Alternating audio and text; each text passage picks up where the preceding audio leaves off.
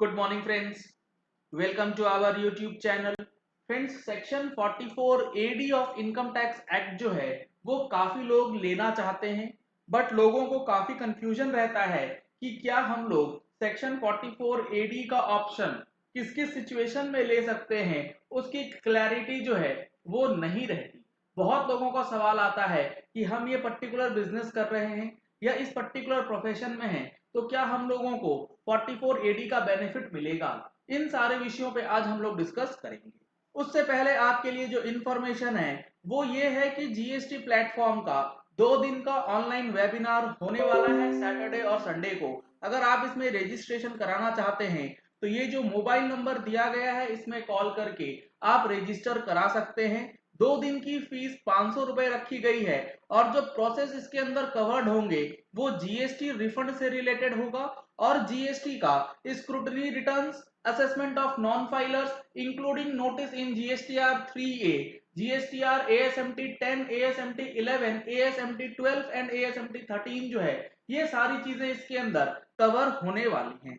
तो अगर आपको इसका बेनिफिट लेना है तो रजिस्ट्रेशन आप करा सकते हैं इस नंबर पे कॉल करके फ्राइडे के इवनिंग तक। उसके बाद रजिस्ट्रेशन जो है वो क्लोज हो जाएंगी। अब आते हैं सेक्शन 44 AD में कौन कौन नहीं जा सकता है। तो इसके लिए आपको सबसे पहले समझना होगा कि the presumptive taxation scheme of section 44 AD can be adopted by the following persons. यानी कि सबसे पहले आपको ये देखना है कि आप एक इंडिविजुअल हैं या आप कंपनी हैं, लिमिटेड लाइबिलिटी पार्टनरशिप में आप काम करते हैं, रेसिडेंट हैं, नॉन रेसिडेंट है, इन कैटेगरी के हिसाब से किन के लिए 44 AD है। तो यहां पे बताया गया है कि 44 AD किन को अडॉप्ट करना है।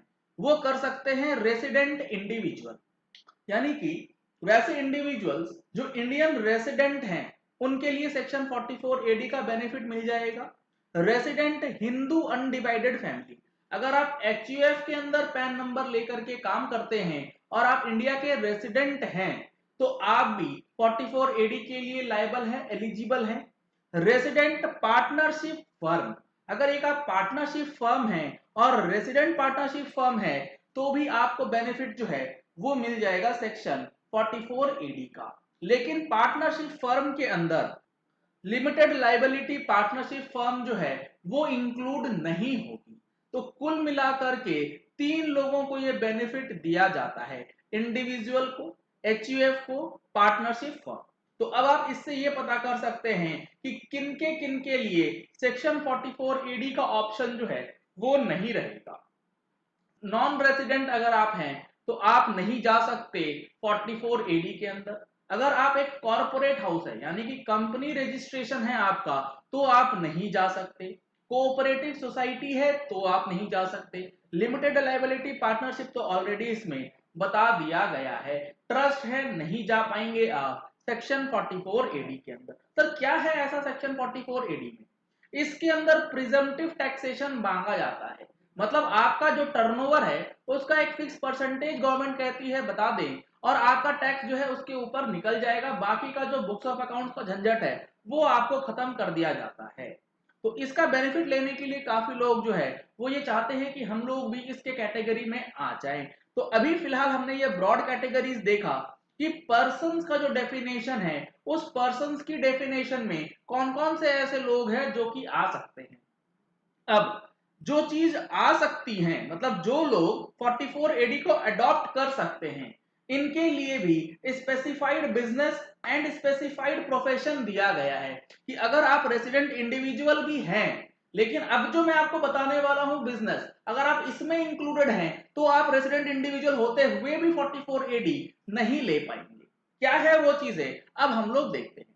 This scheme can not be adopted by a person who has made any claim towards deductions under section 10A, 10AA, 10B, 10BA or under sections 80HH to 80RRB in the relevant year।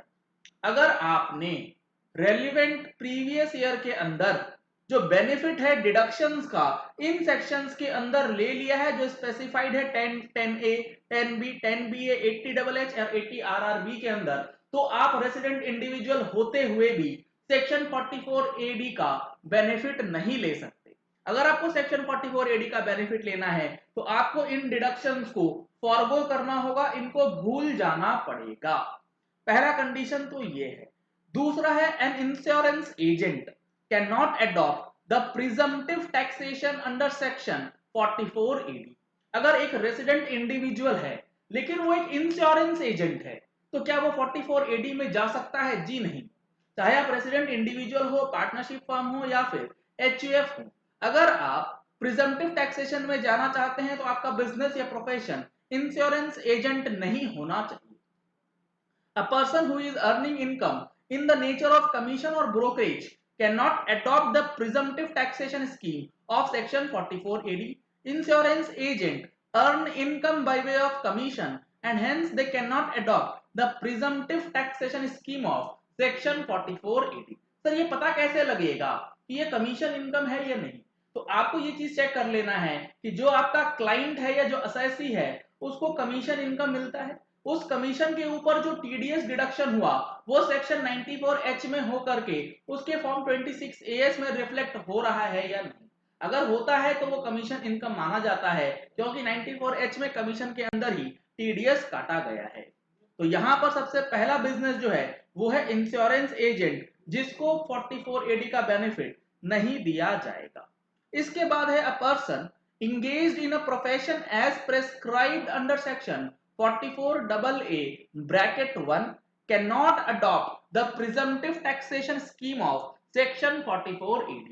यानी कि section 44AA capital 1 के अंदर जो specified दिए गए हैं profession कौन कौन से हैं, उसमें मैं आपको कुछ एग्जांपल अगर दूं तो लीगल प्रोफेशनल्स, अकाउंटेंट्स, जो मेडिकल प्रोफेशनल्स हैं उनको सेक्शन 44AA1 के अंदर रखा गया है, उनको सेक्शन 44 एडी का बेनिफिट नहीं मिलता है। सर क्या बात कर रहे हैं, चार्टर्ड अकाउंटेंट जो प्रोफेशनल्स होते हैं वो 44 एडी ए के अंदर 50% लेते हैं। मैंने बोला 44 एडी में नहीं मिलेगा, 44 एडी ए उनके लिए अलग सेक्शन है जिसमें 50% मिनिमम प्रॉफिट जो है वो दिखाना पड़ता है। 44 एडी के अंदर आपको जो है प्रोफेशनल्स अगर 44AA1 में कवर्ड हैं उसका बेनिफिट वो नहीं ले पाएंगे। दूसरी कैटेगरी हो गई 44AA1 वाली। तीसरी कैटेगरी है a person whose total turnover or gross receipts for the year exceeds ₹2 crores cannot adopt the presumptive taxation scheme of section 44AD। Suppose एक रेसिडेंट इंडिविजुअल है या एक रेसिडेंट पार्टनरशिप फर्म है या फिर एक एचयूएफ है, ना तो वो इंश्योरेंस एजेंट है ना ही वो सेक्शन 44AA ब्रैकेट 1 के अंदर जो प्रोफेशंस दिए गए हैं उसमें इन्वॉल्व है, लेकिन अदर कैटेगरी ऑफ बिजनेस में इन्वॉल्व है जो कि अदरवाइज एलिजिबल था 44 एडी में आने के लिए, लेकिन उस टर्नओवर से उसके ग्रॉस रिसीट्स का जो अमाउंट है वो 2 करोड़ रुपए से ऊपर चला जाता है। तो अगर आपका टर्नओवर भी 2 करोड़ से ऊपर है तो भी आप सेक्शन 44 एडी के अंदर बेनिफिट नहीं ले पाएंगे, भले ही आप रेसिडेंट इंडिविजुअल क्यों ना हो, क्यों ही आप कोई एलिजिबल बिजनेस जो है वो क्यों ही नहीं कर रहे। आपको टर्नओवर भी देखना होगा कि हमारा टर्नओवर 2 करोड़ रुपए से कहीं ऊपर तो नहीं चला गया। तो ये कुछ एग्जांपल्स है, ये कुछ सिचुएशंस हैं जहां पे सेक्शन 44 एडी का बेनिफिट जो है वो असेसी को नहीं मिलता है। चलिए इस वीडियो को यही एंड करते हैं। आशा करते हैं कि आपको यह वीडियो पसंद आया होगा। अगर आपको यह वीडियो पसंद आया तो इस वीडियो को लाइक और शेयर करना मत भूलिएगा ताकि मैक्सिमम लोगों तक जिनको ये कंफ्यूजन रहता है कि सेक्शन 44 एडी हमारे लिए है या नहीं, उन तक ये इंफॉर्मेशन अच्छी तरीके से पहुंच जाए और अब उनका कंफ्यूजन जो है वो दूर हो सके। अगर आपने हमारे चैनल पे फर्स्ट टाइम ट्यून इन किया है तो चैनल को सब्सक्राइब करने के लिए नीचे दिए गए रेड कलर के सब्सक्राइब बटन को प्रेस कीजिए, साथ में जो बेल आइकन है उसे भी प्रेस कर लीजिएगा ताकि वीडियोस की नोटिफिकेशन आप तक रेगुलरली पहुंचती रहे। Thank you and have a nice day.